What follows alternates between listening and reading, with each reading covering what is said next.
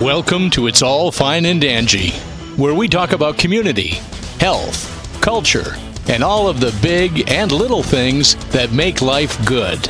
Here are your hosts, Dan and Angie. Hello, everybody. Welcome to episode 20. 20. Yes, we are so excited for this month. It is... The music's still going. It's always going like It goes that long? It does. Wow, how come I just noticed that? That was Because really it's weird. our 20th episode. Okay, now that I interrupted because I got distracted by the music, episode 20, and it is our hashtag month of teachers. It is. It's time to meet the teachers. That's right. So we are going to meet teachers from all different, I want to say grade levels, but what is it? Like Walks of periods of education. Periods of education. Does that sound right? Stages of education? Sure. Levels of education. Oh, that's better. Levels? Well, look, we're only one sip into the coffee. That's so right. I'm going to raise my microphone up a little bit right there. I'd love to make it sound like we really got our stuff together right now, but between the lack of coffee and the fact that I'm suffering from like a weird sinus head cold, allergy, something. So I'm going to be flaky this episode, just to warn you. Oh, well, that's going to be fun. Since I'm normally the flaky one. Oh, boy. Yeah, so we're excited. I would like to say that we have our teachers in order that by the levels, scheduling didn't work out like that. But we do have teachers from elementary, middle school, high school, and even a college professor. Ooh, So I'm excited. that's going to be fun. Yeah. It has been fun. And you know what? I was thinking it was great to do a meet the teachers because we're always so focused on the kids and the school shopping and the supplies needed and back to school clothes. And, kids are getting all, revved up for back to school. The teachers are getting revved up too. That's a great point. Nobody ever thinks about what the teachers are going through. And they're going through it, buddy. They're really... Let's be honest. They don't really take their summer off. I mean, I know. They Agreed. are, getting their curriculum together for the year and they're doing shopping throughout spending their own money throughout the summer when they find sales and stuff. And I thought this would be a great way to kind of start school off thinking about what the teachers are going through. I love it. And as we talk to the teachers, we will ask them how parents can help, the community can help as well. Yeah. Once school gets back going. That's awesome. I think it's one of the most underappreciated jobs out there in terms of pay rate, in terms of respect. Yeah, I think that and police officers. Yeah. I think those are the two of the jobs that I think deserve the most of both of those things. Which I think we would all agree on that. Yeah. So we had an eventful weekend.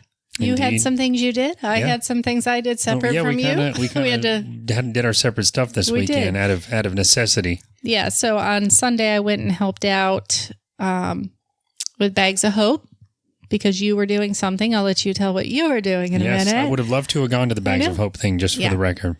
It was pretty cool. It was not the normal event like she sets they set up down there. Right. But we just went there to kind of let the kids play, had a little bubble thing, some books for them to, to pick up in the little book station and take to read. Right. And just did a little obstacle course. They could win prizes. This was also the back to school thing for them, right? Wasn't this the... This wasn't the back to school thing. We did bring the goodie bags that we did some goodie bags up and My Favorite Things did some goodie bags up. So we did pass some of those out to the kids who are going back to school. You got you. But they'll get back to their regular monthly event there starting next month. I got you. I guess I was referring to like the goodie bags that were brought out to the kids. That was we did bring some of those out. Yeah, some of that stuff was school related, or Well, there was another group there that was setting up from 2 to 4. We were there from 12 to 2, and there was another group setting up from 2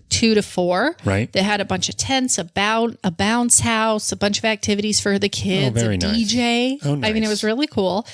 They had hundreds of backpacks filled with school supplies. Oh, that's great. Brand new That's backpacks, great. Well, and it was amazing. So there's no competition there. That is no competition. all around That we're going to be collabing with them. Oh, very actually. nice. Do we want to mention the name of the place yet, or hold off on it? Hold off on that until I find out from Rhonda and Mark if they want us to announce that. Sure. And possibly even, do an interview with that other group. Oh, would be excellent. Yeah.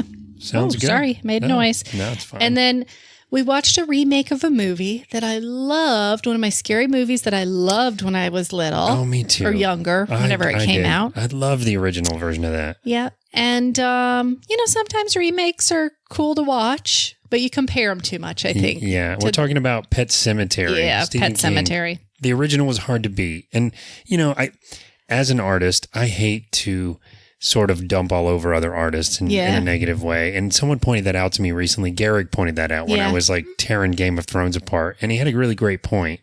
And that you don't, we can tease at it, but you really don't have to just tear it apart because somebody put their blood, sweat, and tears into it. Of course.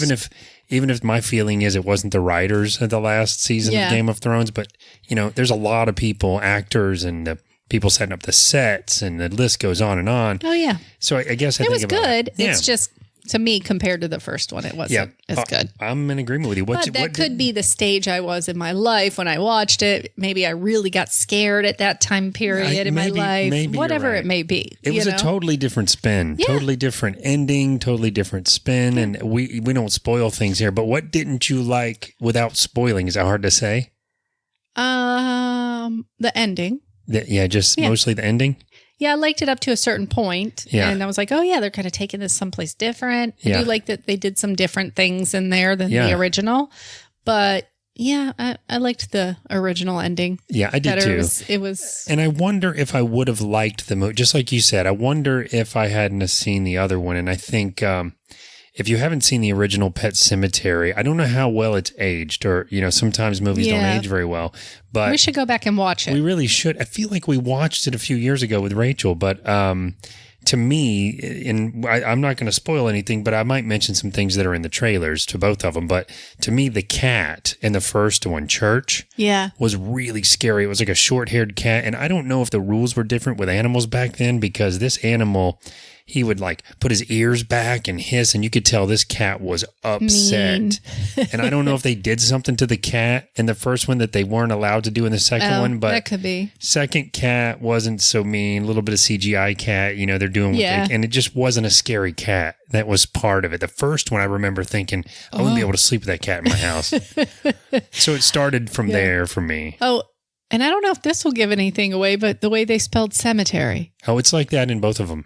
Oh, is it? Yeah. Okay. Yeah. It's like that in the book, because the kids, this is also not a spoiler, but the kids made the Pet Sematary, and that's why they spell it. It's like, if you're looking to rent or buy this, it's spelled like Semetary.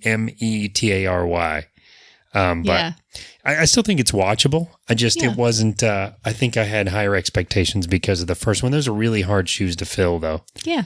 And you talked about the Bags of Hope thing. I was unable to go because of my daughter's, the premiere of the play was this past weekend. That was and is the Fairy Tale Misfits at Mimi's Community Theater. Oh, and you picked up a little job from that, from the weekend of watching that play.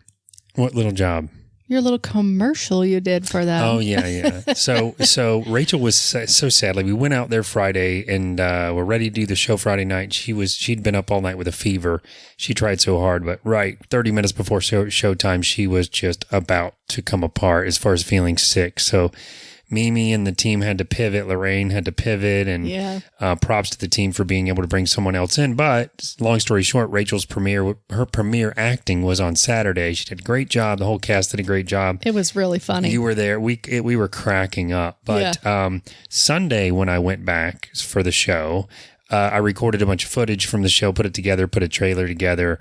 Lorraine's been sharing it like crazy. Someone's been sharing it like crazy, but there were almost 3,000 views of it before we started the podcast here. So wow, I didn't know it went up that much. It was like 2,000 when you told me. I know. Well, when when Lorraine posted 1,700 people have watched that trailer, I thought, no, there's something's reporting wrong. right. And then I went out and looked at it, and she was absolutely right. So very exciting, but very cool. Hopefully, it's getting out to some of the people that are listening here, because if you guys haven't seen a play ever or in a while, I'm telling you, this one really impressed me. I know it impressed Angie. Yeah. It's a lot. And I thought it was going to be pretty good, but, I was going to go to support Rachel regardless.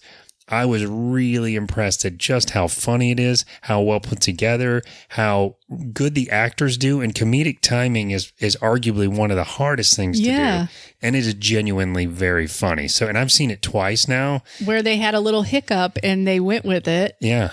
They're really good at that. Oh, they're just amazing. And so now having seen it twice, it's equally as good every time. And your very last chance to see this play is next weekend at Mimi's Community Theater. So it's going to be playing this coming Friday. And let's see, this podcast is being recorded on the 6th. So the 8th is when you'll listen to it. So tomorrow, that is the Friday tomorrow. If you're listening to this the day it comes out, that will be the 9th of August 2019, in case you're listening to this years from now.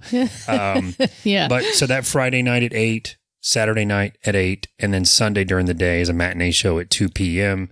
It's been not a full house, but a pretty full house so far. So please get your tickets. You'll put a link on there for that as well. Yeah, I will put a link on there. And I guess I didn't silence my iPad. Sorry about that. I'll put a link on there, but it's about a 2-hour show with a little break in the middle of about 10 or 15 minutes.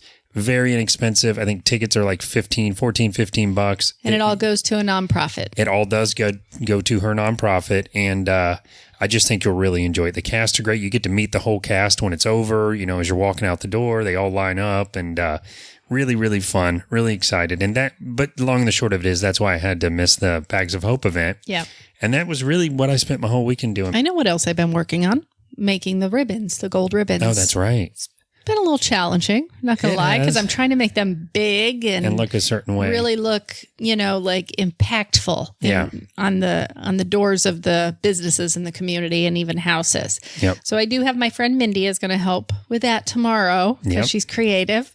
So we're going to see if we can get the final prototype done. Yeah. And then we are going to be going out and hitting up local businesses to see how they want to participate in the Golden Warrior Festival. So we can turn Apopka gold. Turn Apopka gold. And that is the Childhood Awareness Cancer event coming up in the first part of September in the parking lot of Beef O'Brady's. We're going to mention that every episode between now and the event itself. And then even throughout September after the event, we're going to keep trying to turn Apopka gold to raise awareness. So that's right. That's important stuff. I do want to give a shout out to Veronica. Indeed. Yes. Yeah. She volunteers with Bags of Hope as well. And I just wanted to thank her so much for offering to help. She's putting a little flyer together and she really wants to be involved in the awareness tent. Sure. So she'll be with us at the tent, at the event. And I'm sure Elena will be more than happy that somebody is kind of stepping up and wanting to do that. She has her own story about neuroblastoma. Yeah. Did I say that right? No, yes. You did. I did. Yeah. Absolutely. And I will save that story for if she wants to tell it to people in person or possibly even on the podcast when we have the tent out there. Of course. Awesome. All right, guys. Well, that is it for this and that. We will be right back. So stay tuned during the commercial break. Don't touch that dial.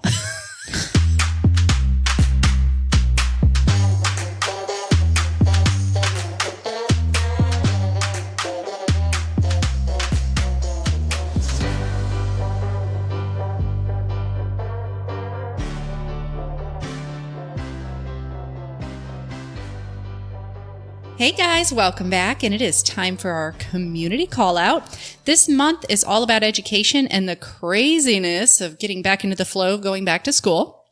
We wanted our month to be all about those who are working so hard for our kids during all the different stages of education. So to start the month off, we have an elementary school teacher. They do still say elementary school, right? Okay, wanted to make sure. And she is from Lake County. We would like to welcome Miss Angel Foster for sitting down with us today. Yes. Thank you for giving us your time today during your busy summer schedule. Thank you for having me. So first things first, tell us a little bit about your life outside of the classroom. Okay. I have been married for 16 years to my husband. He is a deputy, and we have 3 children. an 11-year-old, a 6-year-old, and a 2-year-old. So our lives are pretty busy. Oh, indeed. Very busy. And a couple fur babies running around here. Is that what we call them now, right? Fur babies? Yeah, we just got a brand new kitten, 4-month-old kitten.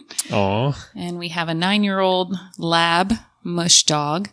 And we stay busy with our family and friends and try to be active in the gym and all of those good things. Lead a healthy life. Awesome. So you're busy outside the classroom. And then, of course, school time keeps you even busier, I'm assuming. Mm-hmm. So tell me, Angel, when did you first discover that you wanted to be a teacher? And did you have someone that influenced that, like a special teacher, somebody in your family? Tell us that story. Well, I have always been drawn to children. I've always been drawn to babies and wanted to work with babies in my church. And as young as I can remember, as soon as they would let me volunteer in the children's church or the babies with the nursery, I was there. So, I've just enjoyed it. Then I had nephews that I got to love and babysit. Sure. And enjoy all of that. So, that's just been, it was just kind of ingrained in me. And so as I got older and trying to decide, well, what am I going to do with my life? In high school, there were lots of different, there's not lots of, I was restricted in my thinking because I didn't quite know everything that was out there. But I was like, well, do I want to be a physical therapist or do I want to be a teacher? I know I've always liked kids. So, I was like, well, it's only 4 years to be a teacher and it's 6 to be a physical therapist. So I think I'll go with teaching. So that was look at those numbers when it comes to that decision, right? I know. And I think back and I'm like, well, that was silly because 6 years and 4 years is not a big difference. But at that moment when I was making a decision, that's what I was thinking. And so I went through and got my degree and still sometimes would question, am I doing the right thing? Yeah, Is this for me? But I've found all the rewards along the way. So. I'm sure. And I think part of what we want to stress this month with our sort of month of education is the importance of teachers. And it's really nice to hear that it was driven out of a love for kids because I'm not sure that's always the case with teachers. And I think for me, the teachers I remember the most, you could tell they really enjoyed working with the kids. Yeah. So me too. The few that I remember. Yeah. Well, that's the same for me. I only remember a few, but I think the few, those are the ones that were enjoying interacting with the kids. Absolutely. And those are the ones that make the bigger influence on you. So can you tell us what grade you teach? We won't get way into the details, but I'm just curious what grade that you teach and if you've always taught this grade or if you've taught other grades along the way. And if you could maybe take us through your sort of teaching journey, how you got started, how you got to where you are now, that kind of thing. Sure. I started at one school as a kindergarten teacher. That was 14 years ago. Wow. And that's a trial by fire, huh? Yeah, kindergarten. And it was at a school that was a little more challenging. The dynamics were a little more challenging. And so I started calling this other school about February of that school year, trying to get into the school that I'm actually currently at.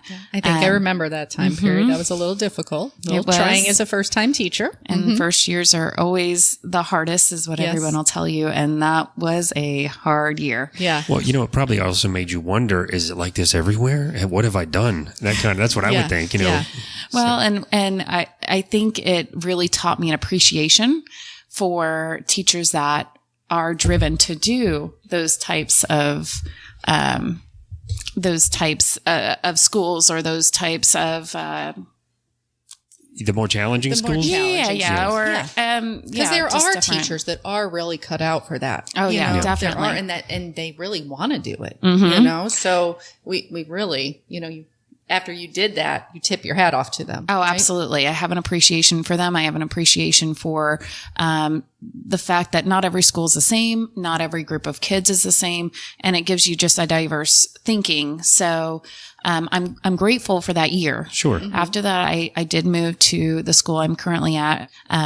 We have moved into charter field over the years. And so I taught 4th grade for 6 years, and then I went. Oh, wow. Yeah, I went Big from change. kindergarten to 4th grade.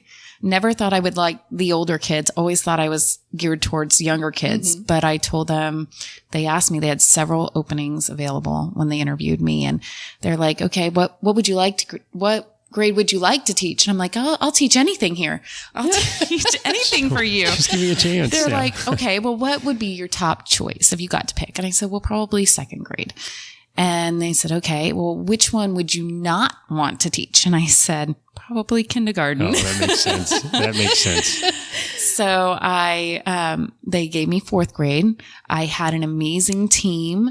You did have an amazing team in your fourth grade year. I did. I had just people that have become friends of mine now over this journey that we still are friends. And we've had children at the same time, and our children are growing up together now. And we just have an amazing dynamics at that school.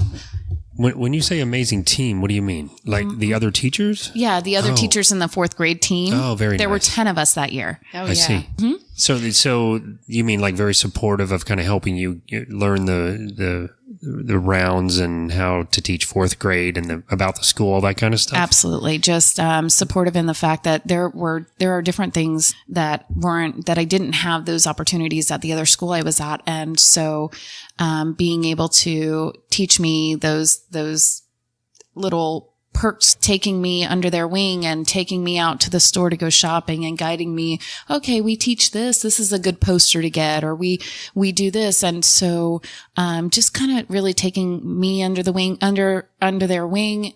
But we had several new, to the school and to that grade level, at that same year. So there were teachers? That same year. So there was a group of us. So, it just really, we felt it became a family. So we had an awesome team. And so then, the dynamic, the school changed over years. There was another school that opened. So our school staff lessened because we had less kids. And now it's pretty much grown back to that capacity again.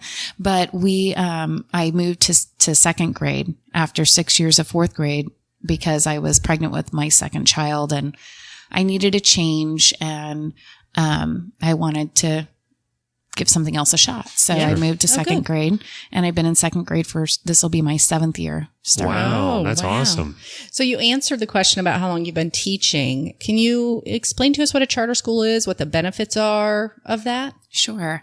So we still get funded from the state, but instead of our funding going to district office and then them distributing the funds the way they want to and as they see fit around the county, spreading it out, we get our money directly to us per student.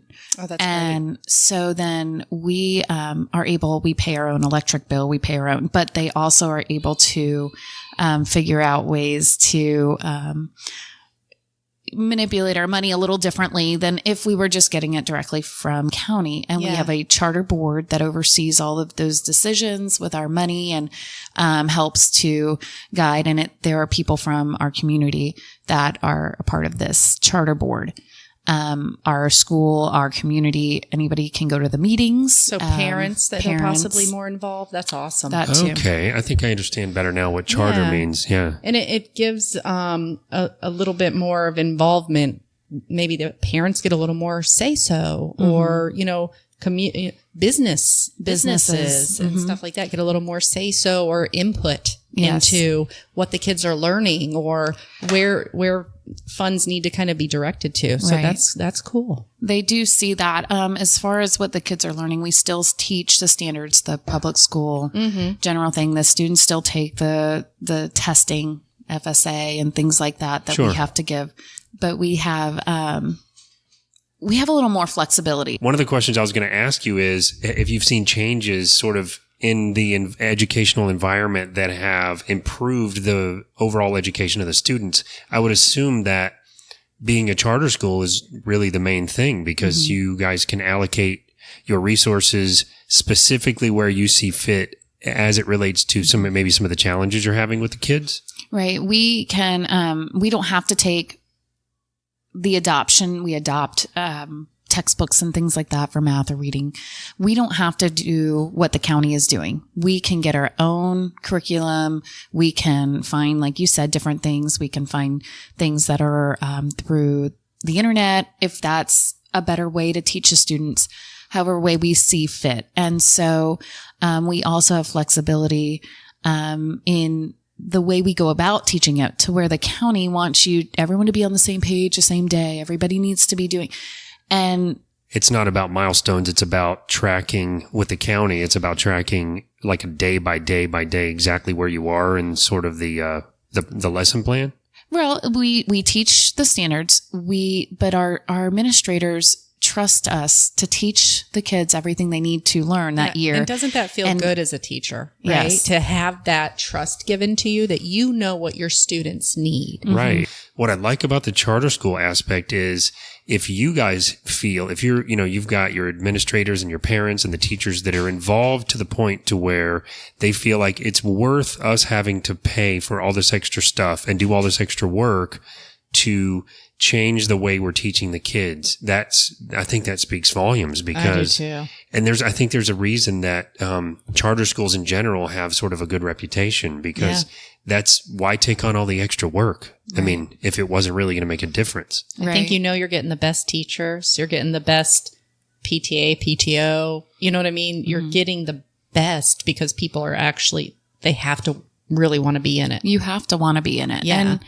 And I am finding that more and more. Our coaches have to want to be in it. And we are now up to 8th grade.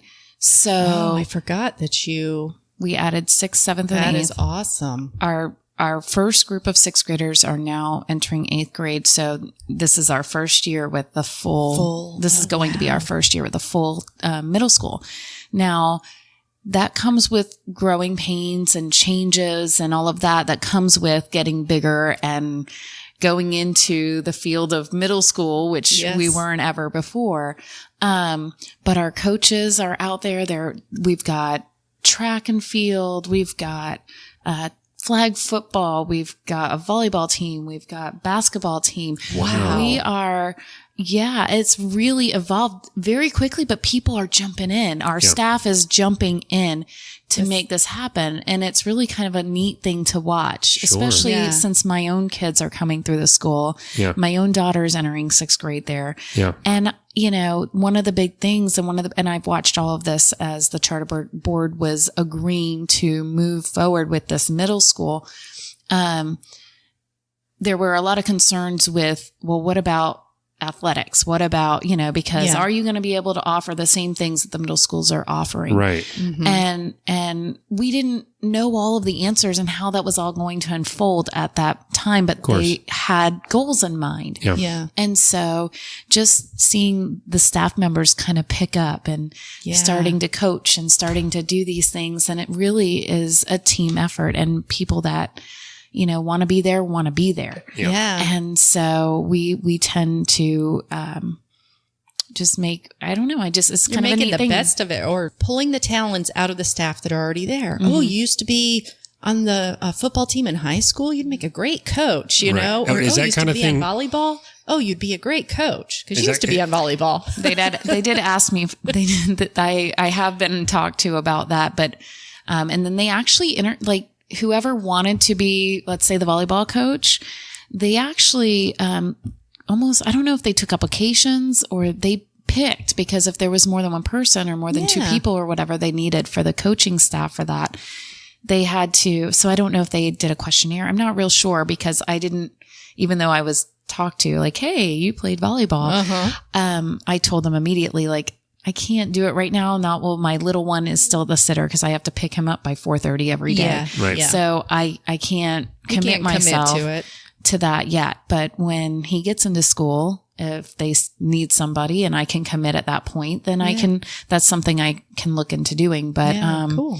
Well, so to me, it just sounds like the overall desire of the administration, and when I say administration, I mean all of you guys, the overall desire to just help get involved and provide the best to the kids is what it all sort of boils down to. Mm-hmm. Yeah. And I love that it's through 8th grade. I've always had a problem with just the 6th through 8th grade, you know, because a lot of kids are still transitioning and, you know, you got a little bit younger, a little bit older. I think going on, you know, kindergarten through 8th grade, this is what they do up north in a lot of the schools. Yeah. I think it's a That's totally foreign to me. I'm from here, but it sounds great because it's almost traumatic. I remember even in my own life. It is traumatic, especially for parents. I'm just going to tell you. Even for the kids, like my two that have gone through, it seems like that transition for them going from elementary school to middle school, there was high levels of anxiety, high levels of stress the first year because it's so different. And I think if they could have been in the same school with the same staff and, you know, the familiar surroundings, it would have made it a little less intense for them. Right. So I feel the same way. And that was one of my big, you know, desires to push them to continue this. And they knew they had enough staff. They had the staff backing on this. One other cool thing. So I mean, it's a little extra work for the staff. It really is. But one of the cool things that our school has set in place is a mentor system. So they take the 6th graders, the incoming 6th graders, and they pair them with a staff member. Now we can ask for specific ones, maybe that were in our classes, you know, we have but there's possibility that there's students that didn't get a teacher that they'd had in the past. But what they do is the 6th graders have to come and we have to check in with each other so that we can create a relationship outside of what they're doing in their classes, outside of what they're doing in their social life. And then we can check with them about their grades and we can push them and help them check into their goals. And if they're having an issue socially, we can talk to them about that and help them through. Cool. So I know that the last 2 years have had a student of mine that was in my 2nd grade class. The first year, the boy I had was a little shy. You know, they get past 2nd grade and then they look back at their 2nd grade teacher and, you know, they're like, oh, you know, like, I know you, but not really. I don't know how to talk to you about these things. But this last year I had one, and he was so cool. He would just come and hang out for a little bit or help me in my class. Or, you know, I would always say, well, what's going on? What do you need help with? You're struggling in math. What, if there's something I can do to help you with that, let me know. Or I'm available these times and I'd be more than happy to sit with you. He didn't always take me up, but he did just like the camaraderie. And he was like a star to my kids in my class. The 2nd graders adored him. So every time they saw him, like, oh, and they'd scream his name. Oh, he's like a little celebrity. Yeah. And you could see his whole face light up. So it could have been a highlight of his week, you know? Yeah. So, it's kind of a neat thing. And I know other ones. Yeah, I know another teacher friend of mine who had some this year that were having some issues with, other students, you know, and would talk to her like, she's, you know, there's this girl and she's bullying us and there's, you know, so she would try to help get to the bottom of that or try to direct them into how to go about that. And it's like you can kind of get the inside scoop of what's going on without it being, you know, pointing somebody out. You can, you know, figure out how to solve the problem, giving them techniques of how to solve it and just teaching them how to deal with life's problems, really. Yeah, absolutely. And I think also it's almost like you get to play the role of a mini counselor. And I'll go back to the beginning of this. The teachers I remember in my life were the ones that were more involved beyond just, you know, the questions, are you doing okay? How's your family? You know, that seemed like they wanted to be more friendly and more than just here's the assignment, get an A kind of thing. Yeah, more about it's relationships. Yeah, that's great. Yeah, it's a great way to put it. I love it. And that's a big thing in our school, and I know for me. All right, so on to some fun questions about your favorites. What is your favorite part of the school year, and what's your favorite subject to teach? Oh, you get to teach them all because of the grade that you teach too. Yeah, but you always have a favorite. Yeah. My favorite part of the school year is probably the beginning. Because it's exciting to get energy. To know. Yeah, there's energy. I feel rested after the summer and I can come back and I'm like, I'm ready to go. Yeah. The students are excited and it's just that whole nervous energy that's cool because you're meeting new people and you're getting to know them and trying new things because good teachers try new things every year. Sure. So all of that is exciting for me. Yeah, I would imagine, because it's like I guess I'm sort of envisioning going through school. That's all I can do as we talk about this stuff. But everyone's revved up for the new year. Everyone's got your new clothes, a new backpack, and everyone has like best foot forward, or I would think most kids do, and you're revved up to do good, and it's before you sort of get into any of it. So I can imagine that's probably exciting for you too, to see the kids attentive and excited and ready to roll. So that's fun, and developing those relationships. And then I also like the end of the year though, because then you've seen how far they've come, and you've been able to nurture and develop those relationships, and then allow them to move on and grow and blossom, because some of them you're like, okay, and then we've had a great year, but good luck. It's time to move on. It's time for you to go. And then the end of the year is always fun because they do the award parties. And I know you probably cry every year because every teacher that I've ever seen does. Yeah. When they're giving those awards out and just the tears are flowing. It's only in my heart. Yeah. Well, I was going to say, it's got to be sad too. I remember one of my daughter's elementary school teachers, I helped her put together a video of, pictures and clips through the beginning and the middle and the end of the year. And I don't even know these kids. And it was sad to me because, it's, those years are gone. I mean, it's a good thing, but it's also, I could see it being sort of bittersweet. Yeah.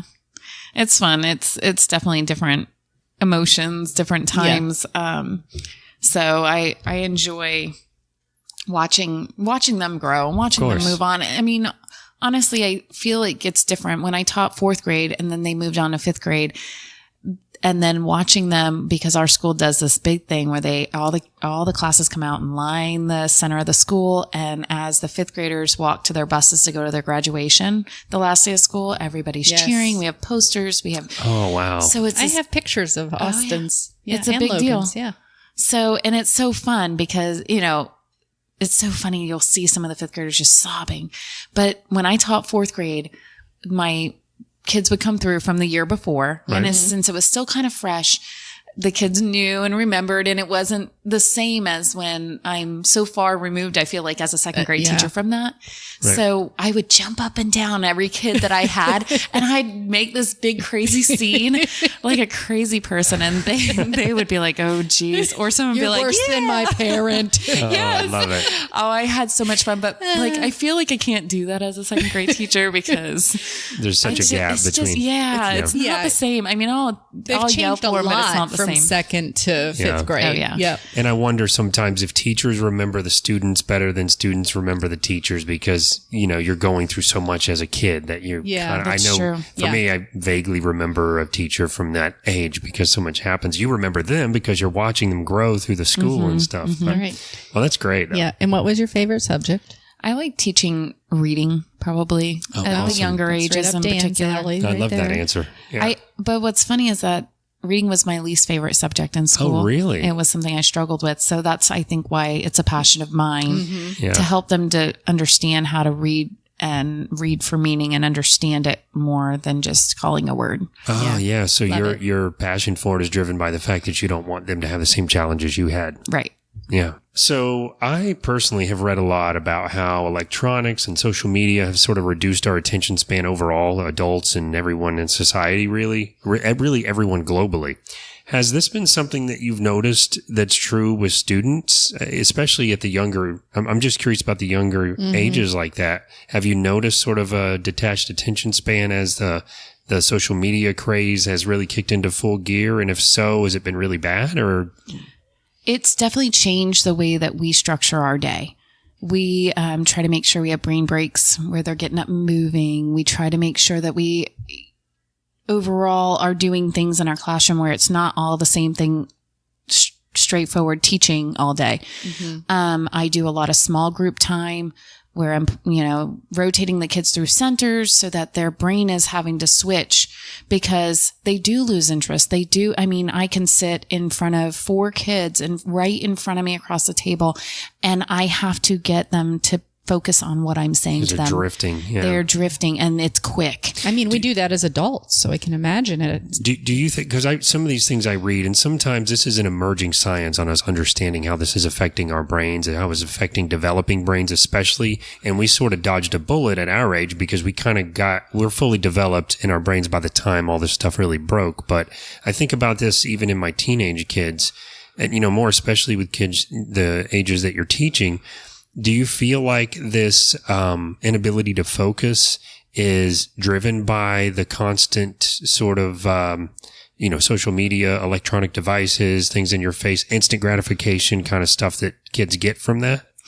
I do feel like it's in part that. I feel like there's a lot of emotional pulls that technology is doing to our children a lot. And I am very passionate about that. I see it with my own children, and I recognize that. When you say emotional pulls, can you tell us what you mean by that? I feel like they're so used to being stimulated, right, and on a constant basis. They don't know how to sit quiet. Yes. Yeah. They don't know how to sit and focus their brain. Right. They're on constant intake. Yep. That they don't know what to do with their brain when It's they're time not. to shut down. Yes. Yeah. Or it's time to use it outside of pressing a button. Right. And that's a little scary to me. Oh, and me too. And I wonder, if the sort of standard lesson or I can't think of the word, syllabus, I guess, will be to have a class or a segment of time dedicated to addressing that, because I don't know that most schools are addressing that now. That's fine.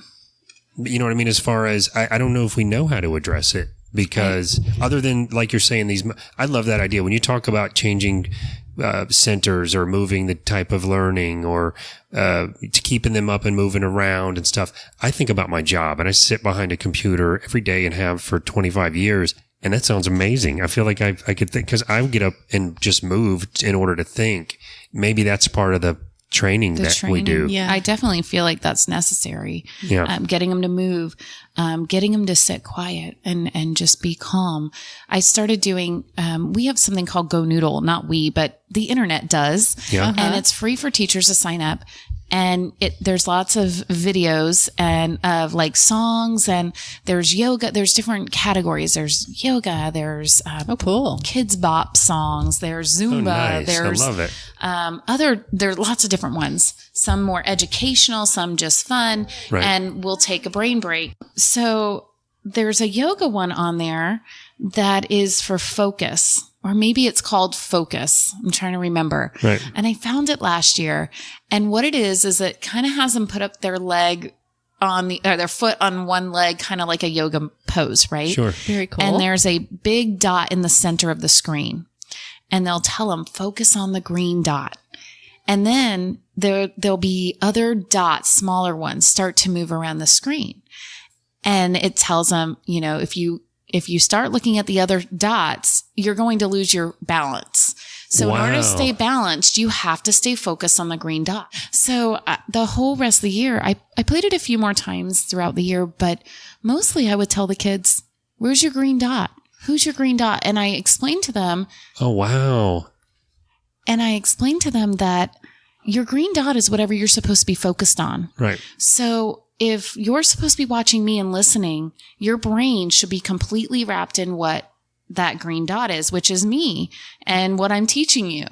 It shouldn't be thinking about what you're going to eat for lunch. Do you put a green dot on yourself? No, but I should. You should you should get a shirt made that has a huge green dot. Yeah, what a great idea. That would be great, front and back. So their eyes have to stay on you the whole time. Right. That'd and I find the kids that can keep their eyes on me wherever I go. I've had some kids like that the last couple of years. One family in particular was the same family, and I had the son and then I had the daughter. They were the best students because they were constantly watching where I was at. Cool. And anything I said, anything I did, they were like right on it. Wow. Like right on it. And I found that they were the best students, but they were able to focus on me. Yeah. And I find not that I like that student better. I just, as we're sitting here comparing the students, sweet kids, but they're just constantly looking around. It's almost not even their fault. It's hard. Yeah. It's why reading has actually gone down. So, right. And I think that's a big part of it too. Yeah. So you kind of answered my question. So we'll move on, but you kind of answered how you are incorporating technology into the classroom because through that thing that you found on the internet. So that's pretty cool. I love that. I took a note on that, and I'll put a link to Go Noodle in the show notes here. I think it's a good thing for parents to utilize at home because if they're utilizing that at home, that's going to help the teachers in the classroom. And parents, anything that you can do to kind of help your children with that focus at home, really the teacher shouldn't have to deal with that in the classroom. They're there to teach, right? Not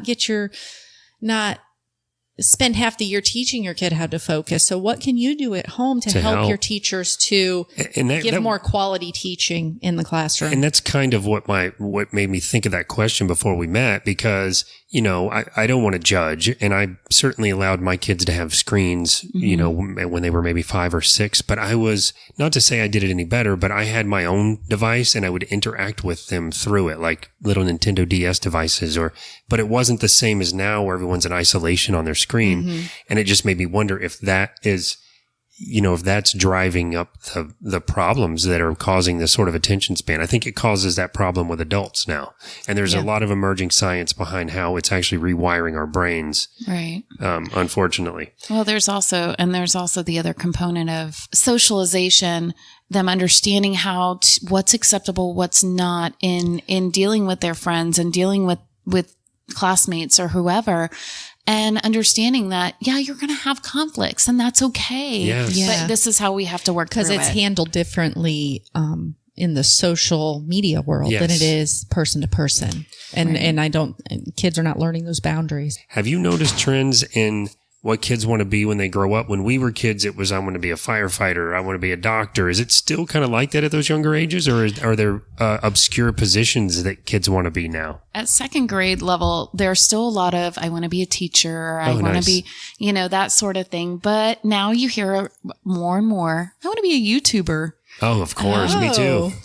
So that's kind of funny. And then the other thing that schools are doing a lot now, a big thing is STEM or STEAM. Yes. Oh, the STEM is great, so right? STEM is a drive for science, technology, engineering, and mathematics. And then when you throw STEAM, you're throwing the A in there, which is an art connection. Cool. So, before, when we were growing up, when we were kids, I don't remember anybody ever talking about engineers. I didn't know what that is, but these kids know. Yep. And so now you'll hear more and more of them saying, I want to be an engineer, or I want to be wow. There's some differences there in that sense. At the younger ages like that, that's great. So I think it's great. Cool. I think so too. I think it's opening up a new idea. So, and how we were talking earlier about jobs like somebody that does genetics or something like that. You're hoping stuff like that in that kind of medical science world will be more introduced as well. Yeah, I'm sure it will. Would you say that today's kids are generally optimistic about life in general? Do you notice anything different, especially at the younger ages? Because it's a pretty serious question. I know. My perception is that most kids at that age, they're generally optimistic and hopeful about life and excited. I just wonder if you see anything different than that, or if you feel like social media and the way the world's kind of changed with all that has changed the sort of the optimism of younger kids.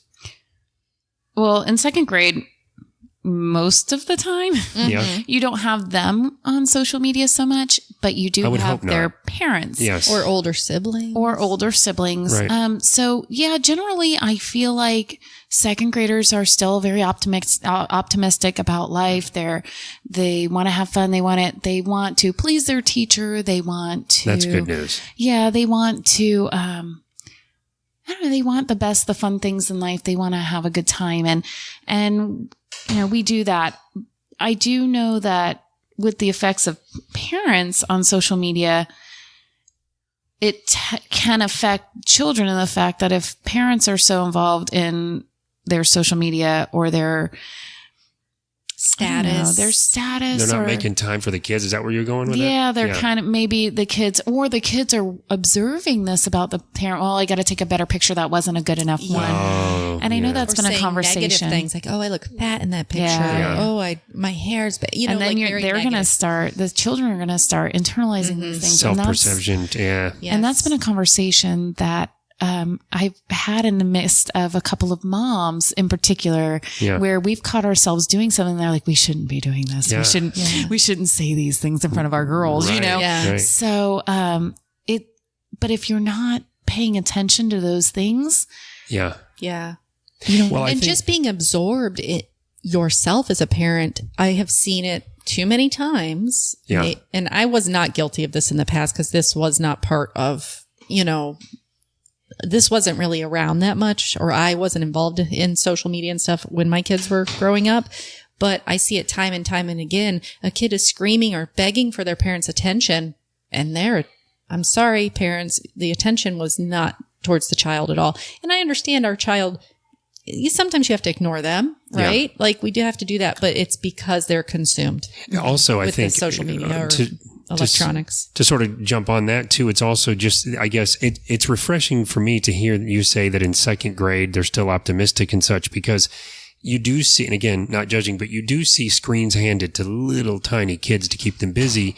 And maybe it's for 5 minutes. That's why I'm not judging anyway. But you make me wonder that being in your position where you're sitting with kids, are these kids really on screens all the time, or is it not really the case yet? And so to hear that they're still optimistic about life and they're not pulled into the trenches of social media and all the online bickering and stuff, I mean, it's somewhat refreshing to hear. At least it doesn't happen that young, Yeah.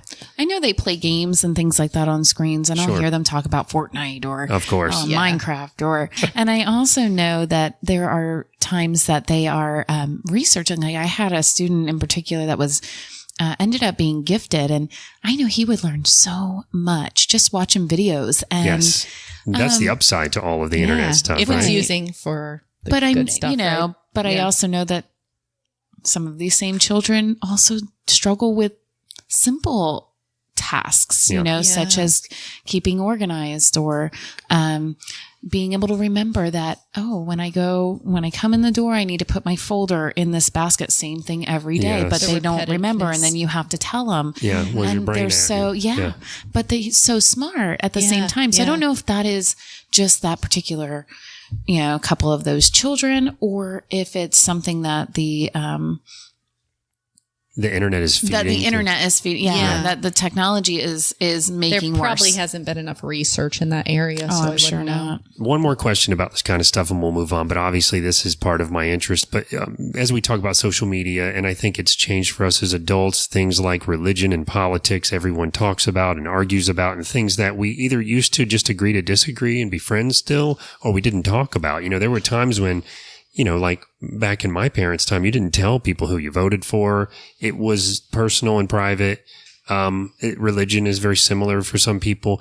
Do you see in the younger kids, and maybe not second grade, but just in general, do you see conversations about that kind of thing and or bickering about it? Or do they still seem kind of shielded from that? Well, children at second grade are 7 and 8 years old, and they're still very self-absorbed. Of course. So those bigger things don't always apply to them, but they do hear their parents speak about these things. That's what I figured. If like a campaign, it's a voting year.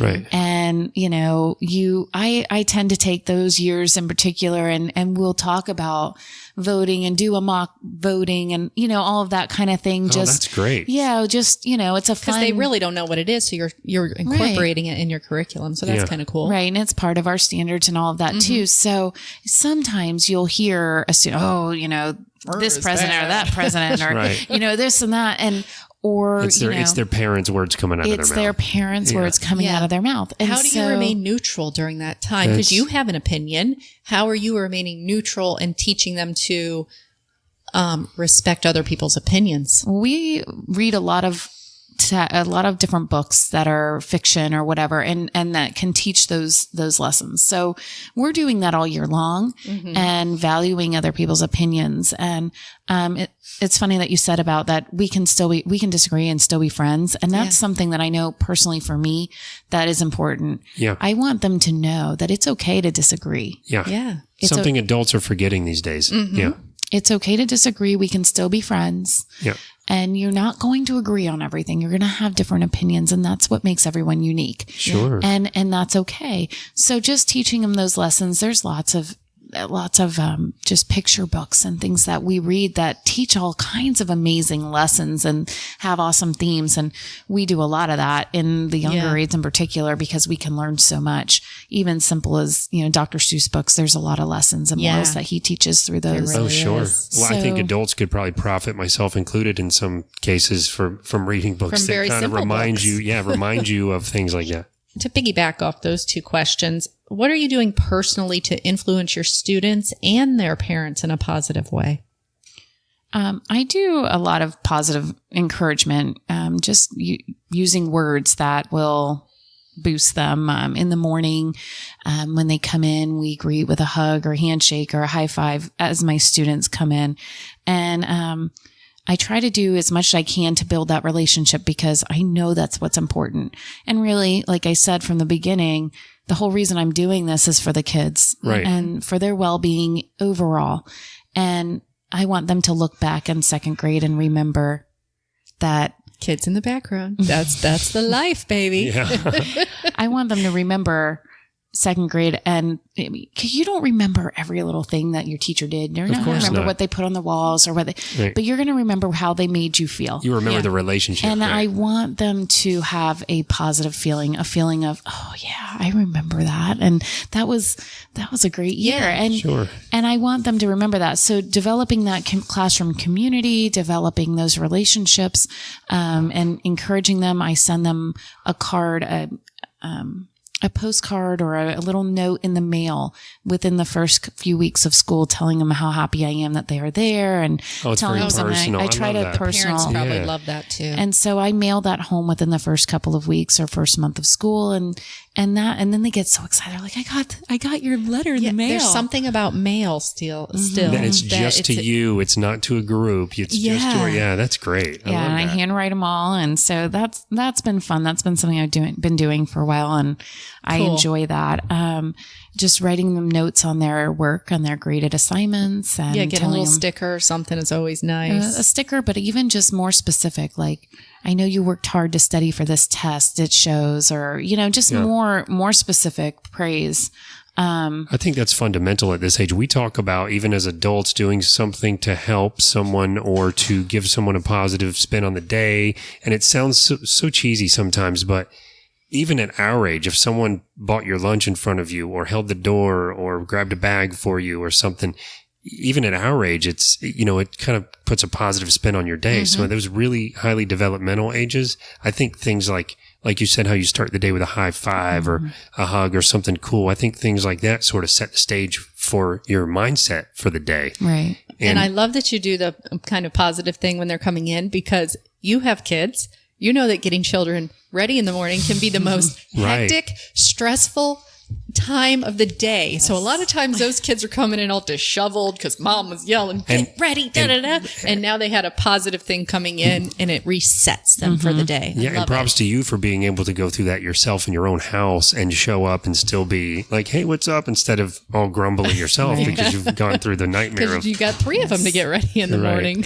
I found in the past year that another thing I do, I brought a Bluetooth speaker in my room, in my classroom, and I'll play Spotify or Pandora, but I'll put in instrumental music, and more even just like pop current stuff that's instrumental, and it's so nice and it's so relaxing. There's science behind that with music in the brain, so it helps and emotions, and it helps them. Sure. And then when they come in and they enjoy that, and it just it's just nice that I play a lot of music. Another thing I started a couple of years ago. A friend of mine showed me is the kindness challenge, and so I've done it for 2 years. The first year was a little better than the second year, but every week there's a different challenge. Hold a door for someone. smile or make a new friend or find somebody new and ask them 3 things about them. And I would try to have the kids come back from lunch or something. And okay, so have you completed the challenge this week yet? If you have, and so we'd share a little bit and it would help promote that more. And just showing them the little things that are kind, the little things that they can do for somebody else to bring happiness to their day. Yeah, write a note of encouragement or write a thank you card for the principal or for the janitor or for, whatever. And so, well, that's exactly the kind of stuff I was talking about. That's great. Yeah. So I do try to do that. Like I said, I know another teacher and every teacher does their own thing. Yeah. So it might look different from one teacher to another, but I do feel like our staff generally does these things and they do try to promote all of this. And so that's cool. And then I have for the parents, like I have an app that the parents can get to communicate with me, and I can post pictures. I can send personal messages to those parents, or I can post it so they all can see it once. That's great. So they can actually see what's going on in the classroom during the day. Right. And I don't do it every day. And I know last year was really my first year using this particular app, and I, what's the name of the app? The one that I am using is Dojo. Now there's also that app. I remember having that app on my phone when my kids were in younger years. Right. Very cool. And I don't do the whole points behavior system end of that. That's not something I do, but I can communicate with parents. I can ask, hey, I sent home a field trip form. I can, and that's been very really, cool. Really nice. And then I try to occasionally send out a message to a parent privately, and tell them something nice about their child, or I was really impressed how they did this. And sometimes it's hard to find time to do that in a day and remember to do that. But I do more every year. I try to set that as a goal for myself because parents do want to hear something positive about their child. I love that it's sort of like your own private sort of portal to be able to sort of get the parents' attention, because I know between the emails from the school and the send homes and a lot of stuff gets lost in a shuffle. Yeah. Mm-hmm. And I would say too, a lot of times when you do hear from a teacher, it's in a negative connotation about your kid. They're not getting their work done, and you don't want to hear that all the time. You don't wait. What I think to sort of go with what you're saying there, Angie, I think what that does is it sort of resets the parents' mind so that they don't start feeling every time they hear or see your name, oh, what now? Yeah. It's more of a positive thing. Yeah. Well, and our administration does encourage, please reach out and make positive connections and communications with your parents throughout the year, but especially the beginning, because you want them to hear from you as a positive as well in the beginning and throughout the year, because it is, we don't want to, and I know as a parent myself, I don't want you to hit me over the head with all the things my children are doing wrong. That's right. I do get it. And they know their children's faults. You have to communicate those. Sure. But sometimes if you can find the times that they've maybe overcome those things, or the times where they've, done something else that's positive, to try to show the parent that too. Cause I don't want the parent to feel badgered as like, oh gosh, I'm doing an awful job as a parent. Right. I can't do this. And I remember those feelings of anxiety when you get a letter or an email from the school, so I like that you're kind of changing it to be, you could be excited when you get the notification. Yeah. I hope that I'm able to get that across to my parents. And, I know that some of at our school, we have different things that involve parents. Like, they do donuts with dad, and they do. Oh, I remember that too. All these memories. Oh, you're going to start crying. Yeah, I know. Stop saying all these daddy-daughter dance. Remember those? I do. So we try to incorporate family, into the school. And I know some of the teachers, and one of the things I did coming in the second grade was like a Thanksgiving feast where the parents would all, everybody brings in a dish. So you're bringing green beans, I'm bringing mashed potatoes, and we would have a Thanksgiving feast with our class and the parents, and just during the day one day. And it was very cool. It's a lot of planning and work in a sense, but I always really enjoyed once they were all there. It was just kind of a neat feeling.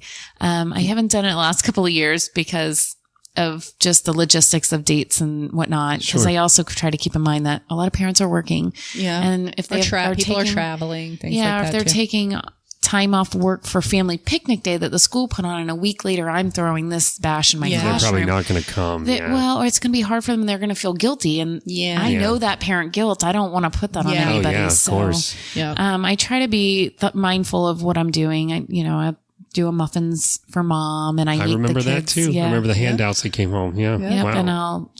And I'll send home, or I'll have the kids, serve their moms. And So one more question as we end our show.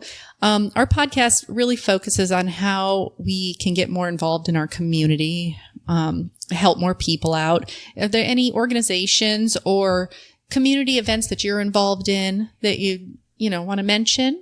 I mean, we know you're a busy mom, you're a teacher, but how are you involved in the community? That's already probably more involved in the community than any of us. She's more involved than any of us. I'm pretty involved in my community, meaning just the school for the most part. Sure. In what's interesting is I just had this thought of one of the things is with schools that we can have volunteers. And I have a little old lady that my mom had met. My mom worked at the local bank, and she introduced this lady, Miss Cindy, to me because she wanted to donate quilts and mittens and hats. It was like around Christmas time, and she wanted to bless a class of children. Right. And so my mom connected us, and we were able to, have that time. Well, it's evolved into she comes and she volunteers in my class every Tuesday and Thursday morning for the full morning, and she'll pull workbook pages. She'll let kids read to her. She'll work with kids, play games with kids. She will, anything I ask her, she will attempt to do. And she gets so much fulfillment from just being a part of that. Yes. That is another, another she's connection. Helping others, and that help is being reciprocated back to her because she's getting the reward from it. Right. But that's a good example for people listening as well. We talk about how can you get involved? How can you help? Especially maybe if you don't have money to donate. In the classroom. Right.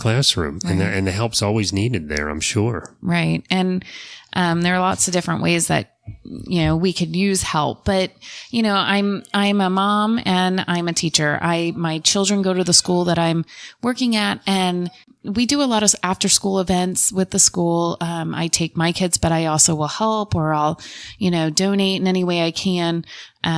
We're doing a 5K at the end of August, and they're raising money for our athletics program. So I've signed my child and I up for that. So you can give us the link for that, because we may have people that would be interested in that. Oh, absolutely. Okay. And so I'm very involved in our school right now. Sure. And then outside of that is church. And then outside of that is also my children's sporting events. Yep. And I know, like, for me, the most I do is supply snacks or, that sort of thing. Your time. It's a lot of time involved in that, yeah. But I know that they're always looking for volunteer coaches and whatnot in the community athletic programs and the city programs. And it requires volunteers to do these coaching positions. So if you have a heart for kids, it's a good way to get involved. I know once my own 3 children are grown and out of the house, it'll open up my time to be able to volunteer and do that. But right now it's just nurturing what I'm already in. Well, sure. I love that also, because we talked about how the charter school, it takes a lot of extra time from the staff.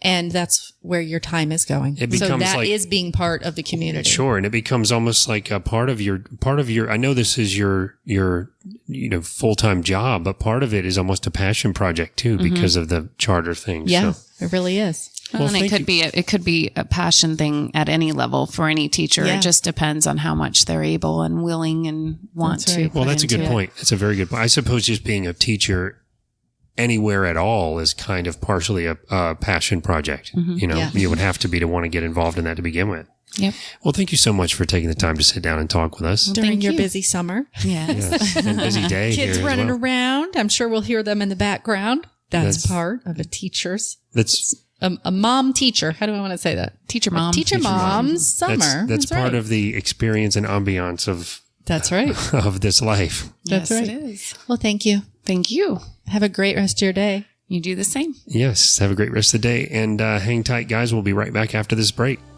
This is Dr. Linda Mattioli with Origins Functional Medicine, and you're listening to It's All Fine and Dangy.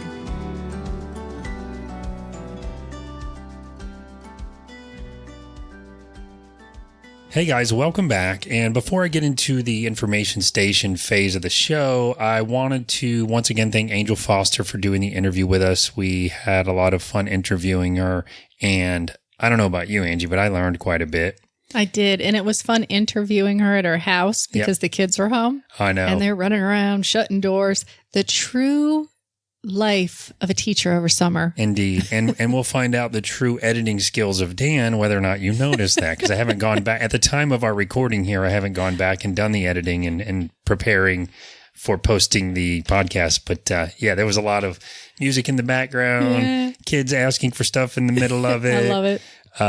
Items being dropped in the kitchen. It was hilarious. And she handled it like a true teacher by juggling all that stuff and continuing to talk to us about everything. Hand motions. That's right. I love it. I did too. It was fun.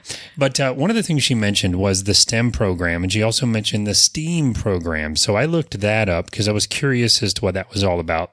And for those of you that don't know, STEM stands for Science, Technology, Engineering, and Math.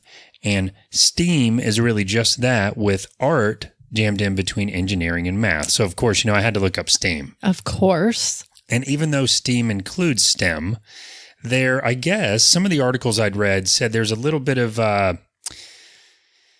not a debate, but there's sort of, there are facilities that believe in doing STEM, and there are other facilities that believe in doing STEAM. And I guess maybe some believe in doing both, but there is a little bit of a debate out there in the world on whether or not art is part of those sort of fundamental pieces. And so that's kind of the interesting thing that I looked up here. For STEM, and this is practiced both in private schools and public schools, it's basically the idea that students need more in-depth knowledge about math and science. And it's supposed to focus on the ability to integrate and apply knowledge to solve problems facing different professions today, as well as the nation as a whole.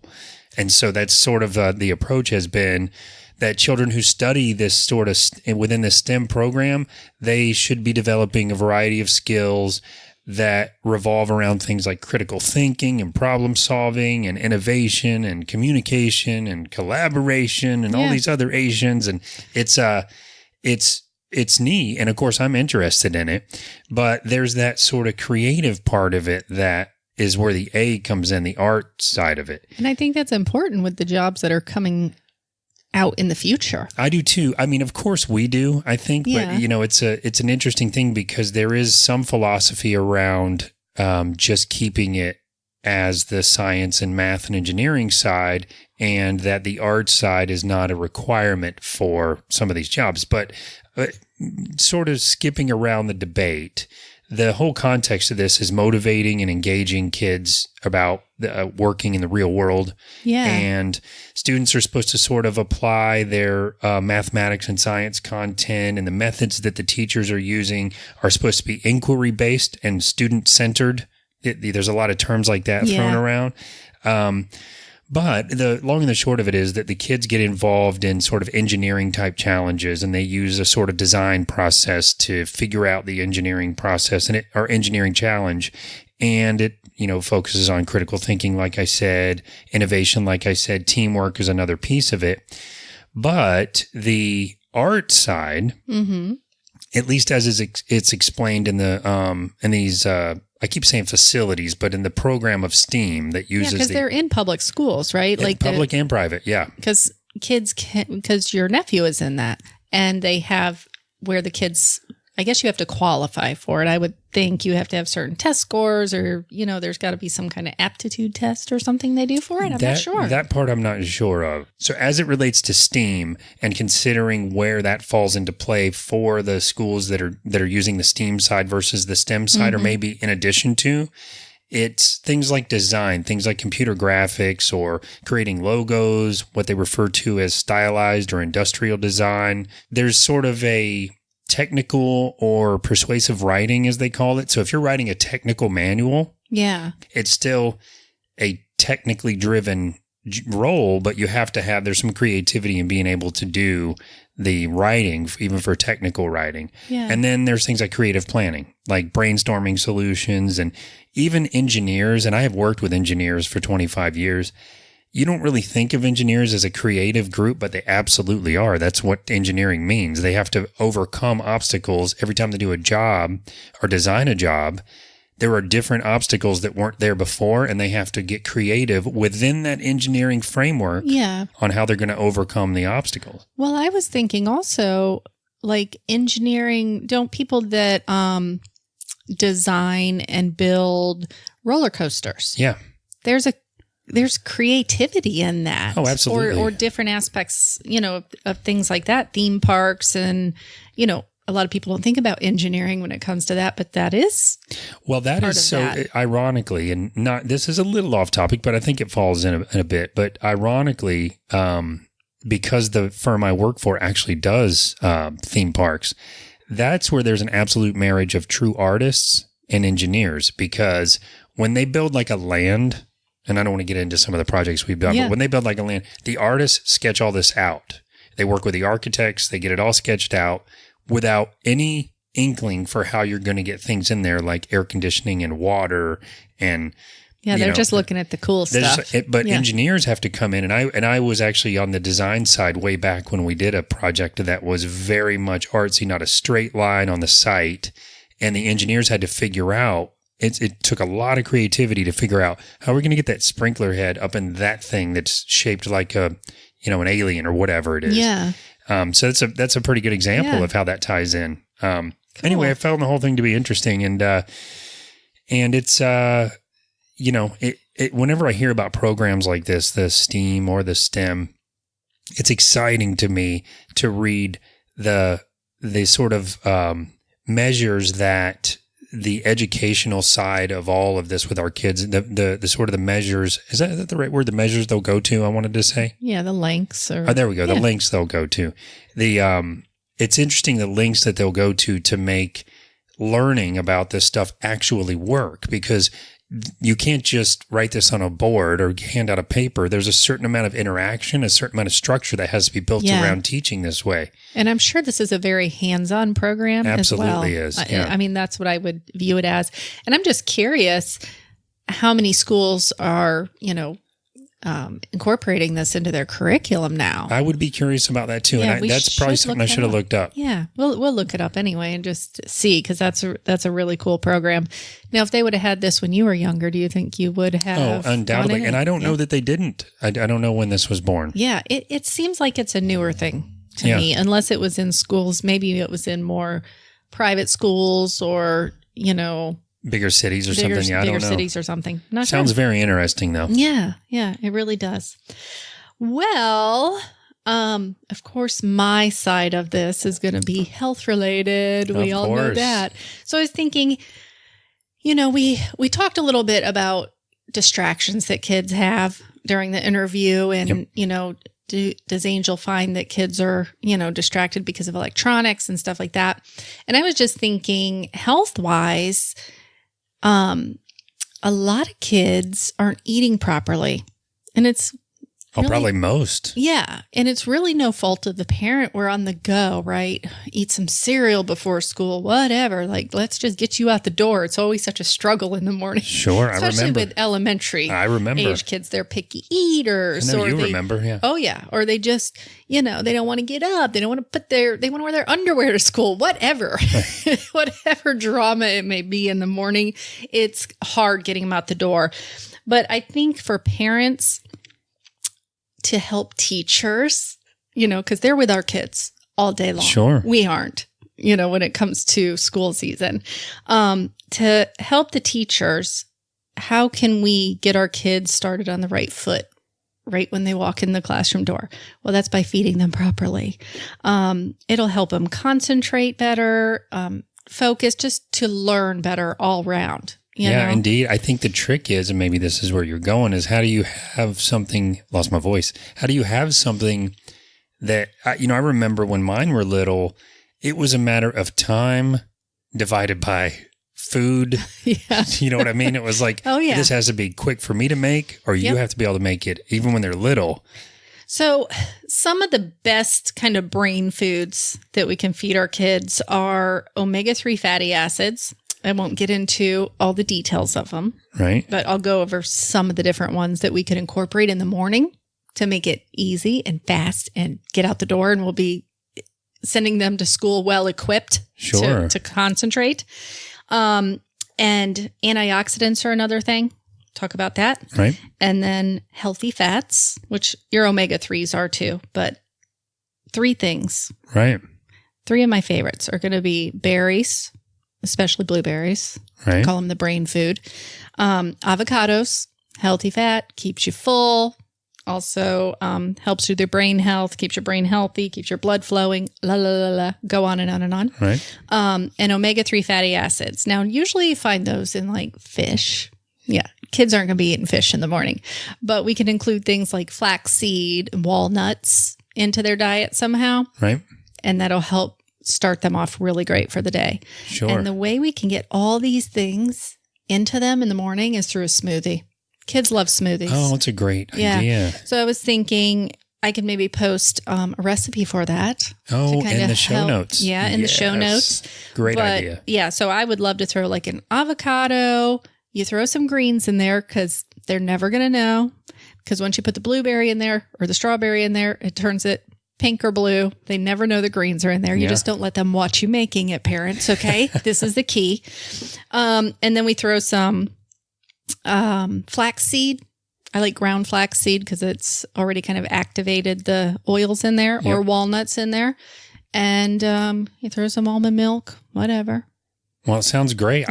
Not to sound like a man-child, because I don't eat terribly, but I can tell the audience here from what you've done for me, I don't really like greens. I've learned as a result of, us eating clean. I don't notice it when you put that stuff in there. No, you don't. So, you could call it something different. You can name it something fun for the kids. And my recipes, I like to come up with fun little names. Sure. Like yesoda pesto. Hey. What's it called? Yesoda pesto. Oh, yesoda pesto. That's nice. My yesoda pesto salad. Very nice.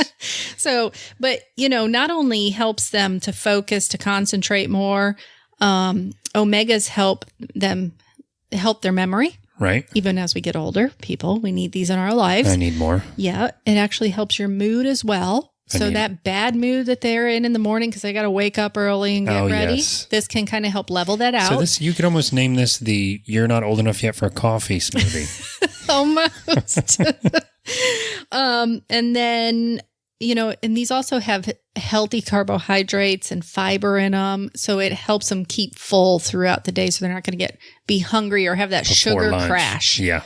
Right when they get to school. We all remember that cereal lasts about an hour. Absolutely. We remember being in school, at least I'm assuming you guys do, because I totally remember being in school young and starving before lunch, just starving, even though I ate breakfast. Yeah. And I don't know how, I know they're a little more lenient with snacks in school, but I know they're still careful because of all the allergies that are around. But I really, I'm a big advocate of parents should be sending snacks, and they should have, snack in between breakfast and lunch, one after lunch and PE or whatever, and then another one by the end of the day. Sure. Kids I think that need depends to be fueling the brain. Yeah, I know you're right. I just think as far as school rules, it probably depends on the school, sadly. And they should be having water in class. I mean, it's just if you want them to concentrate, so the schools need to be working with this too, not just the parents. They need to be fueling the brain throughout the day. Yes, I agree. I think it's a great idea. So we'll put a link in the show notes to one of Angie's famous breakfast smoothies. Mm-hmm. That'll be great. I'll change the name too so that you can trick your kids. So it's more kid-friendly. Yeah. Good call. So I also wanted to mention as we are wrapping up that next month, that being September, because we're recording in August, next month is Childhood Cancer Awareness Month, as we've mentioned before. And we would like to continue to raise money for childhood cancer awareness, and we want you to help us do that. So, God, I have to take a big breath. I can't stop talking. So we want you to help us do that. So instead of sort of just asking for donations and, we've been doing a little bit of that on social media, and there's a weird fine line between feeling like you're sort of marketing to your friends and trying to get everyone to kind of pull together to help something that's very important. And I know before I got involved in trying to do this kind of thing, I used to get mildly annoyed at the donate buttons all over my Facebook wall. So I try to be cognizant of that. What we are doing here on the show is we are doing several giveaways as it relates to this. So all you have to do is go to Alex's Lemonade Stand website. That's alexslemonade.org. That's ALEXS lemonade.org. There is a donate button right there. Donate $1, donate $1,000, donate whatever you can. Take a screenshot of your receipt and email that screenshot to feedback@fineandangie.com. That's it. It'll literally take you less than 5 minutes, and then you're in the contest. So far, we have T-shirts to give away. We have restaurant gift certificates for places like Tijuana Flats or Garibaldi's and Apopka. We have gift cards for a local chiropractor at a $220 value each. Yeah. We have other organizations that are now donating more prizes to our prize test that we're going to announce soon. We've had companies reach out to us and say, I want to be involved. So we will be mentioning those prizes as well as the companies that are helping us with some of that stuff as well. We have a Google Home Mini, my personal favorite prize right now. And if you don't know what that is, it's kind of like one of the Amazon devices where you can say, okay, Google, and turn on my lights, or what's the weather like, or read me this or whatever. So that's one of the things we're giving away. Prizes are going to keep growing. We really want to raise as much money as we can here. And please don't feel, I know I felt like historically I've only got $5 or $10 to donate. It's not worth it. It absolutely is. As our friend Elena Rawls will tell you, every single penny counts. So we really want to raise as much money as we can. And a lot of the time that happens through a lot of very small donations.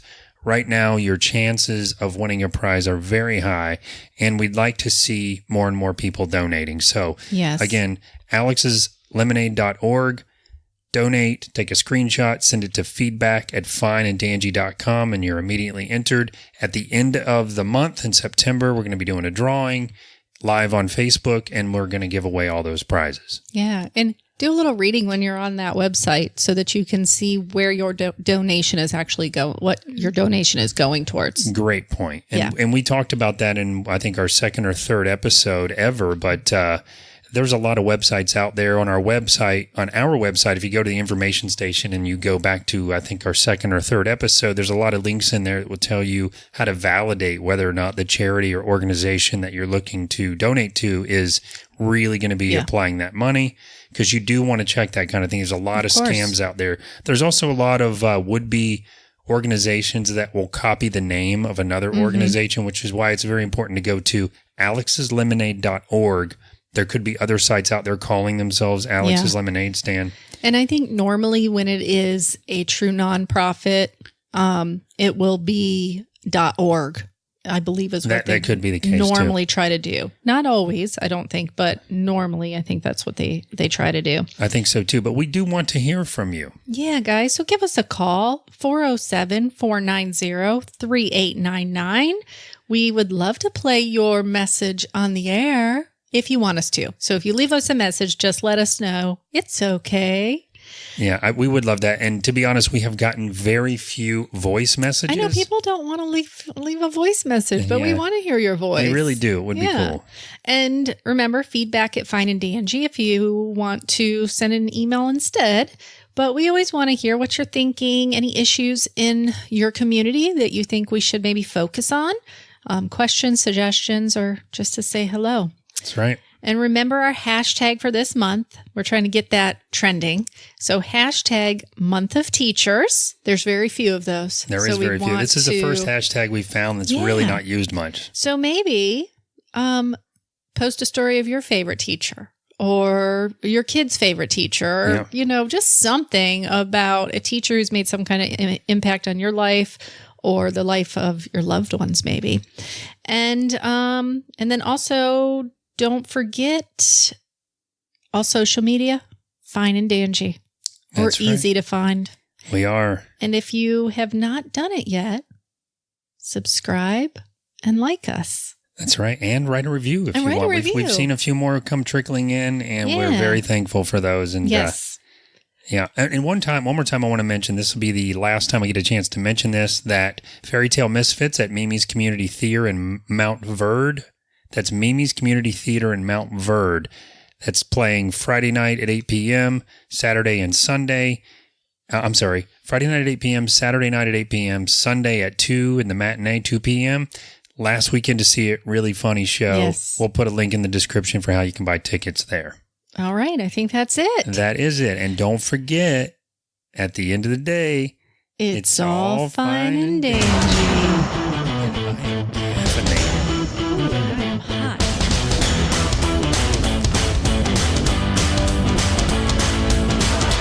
Hey guys, and welcome back. It's too funny, wasn't it?